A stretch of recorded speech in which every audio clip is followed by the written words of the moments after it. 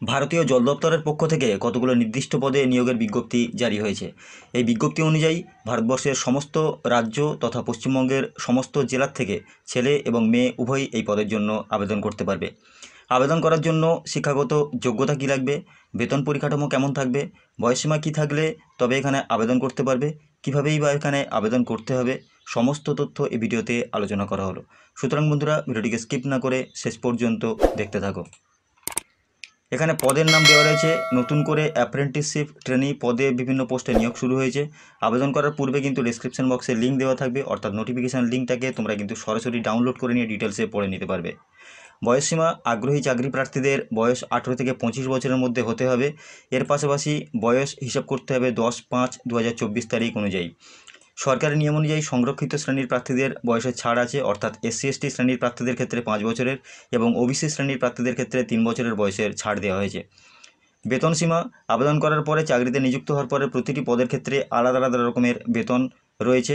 বেতন বিষয়ে ডিটেলস জানার জন্য ডেসক্রিপশন বক্সে অফিসিয়াল লিঙ্ক দেওয়া আছে, ওখান থেকে কিন্তু নোটিফিকেশানটাকে ডাউনলোড করে নিয়ে ডিটেলসে তোমরা বেতন সম্পর্কে এবং আরও অন্যান্য তথ্য সম্পর্কে ডিটেলসে জানতে পারবে। শিক্ষাগত যোগ্যতা এখানে আবেদন করার জন্য যে কোনো স্বীকৃত বোর্ড থেকে ন্যূনতম মাধ্যমিক ডিগ্রি পাস করে থাকতে হবে। এর পাশাপাশি ITI ডিগ্রি অর্জন করে থাকতে হবে চাকরি প্রার্থীদের। আবেদন পদ্ধতি চাকরি প্রার্থীকে অনলাইনের মাধ্যমে আবেদন নথিভুক্ত করে জানতে পারবে। এরপরে সর্বপ্রথম রেজিস্ট্রেশন কমপ্লিট করে বাকি সমস্ত ফর্মটা নির্ভুলভাবে ফিল আপ করে প্রয়োজনীয় যে ডকুমেন্টস আছে সেগুলোর কিন্তু স্ক্যান করতে হবে। এরপরে ফটো এবং সিগনেচার সহ সেগুলোকে আপলোড করতে হবে। সবশেষে পুনরায় ফর্মটা একবার যাচাই করে নিয়ে ফাইনাল সাবমিট করতে হবে।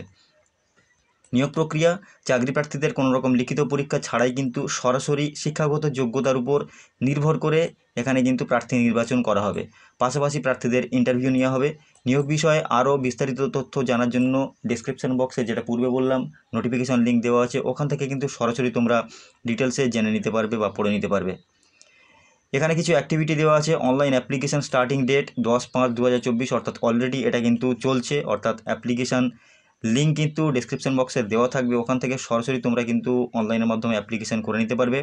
Last date enrolling in apprenticeship portal, এখানে ওয়েবসাইট দেওয়া আছে www.apprenticeshippindia.org, অর্থাৎ এই ওয়েবসাইটের মাধ্যমে তোমরা কিন্তু 30/5/2024 তারিখের মধ্যে অনলাইন অ্যাপ্লিকেশানের যে প্রসেস আছে সেটা কিন্তু তোমরা কমপ্লিট করে নিতে পারবে।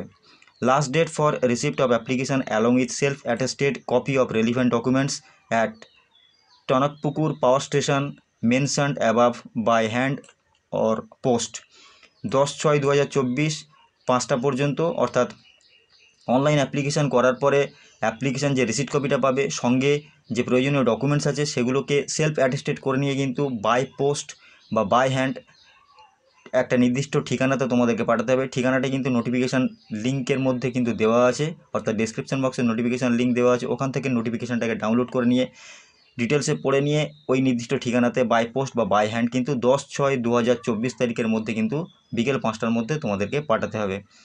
আবেদনের শেষ তারিখ অলরেডি আগে বলে দিয়েছে 30শে মে 2024 পর্যন্ত অনলাইনের মাধ্যমে রাজ্যের যে কোনো জেলা থেকে কিন্তু আবেদন নথিভুক্ত করা যাবে। তো বন্ধুরা, ভিডিওর ডেসক্রিপশন বক্সে ওয়েবসাইটের লিঙ্ক এবং নোটিফিকেশানের লিঙ্ক দেওয়া থাকবে, ওখান থেকে সরাসরি ডিটেলসে তোমরা অনলাইনের মাধ্যমে কিন্তু অ্যাপ্লিকেশান করে নিতে পারবে। তো বন্ধুরা, ভিডিওটি সম্পর্কে যদি কোনো প্রশ্ন থাকে অবশ্যই কমেন্ট বক্সে কমেন্ট করে জানাবে। আর ভিডিওটি যদি দরকারি বা প্রয়োজনীয় মনে হয় বন্ধুদের কাছে শেয়ার করে দেবে। আর আমাদের চ্যানেলে যদি নতুন হয়ে থাকো চ্যানেলটিকে সাবস্ক্রাইব করে পাশে থাকা বেল আইকনটিকে প্রেস করে রাখবে এইরকম নতুন নতুন ভিডিও পেতে। ধন্যবাদ।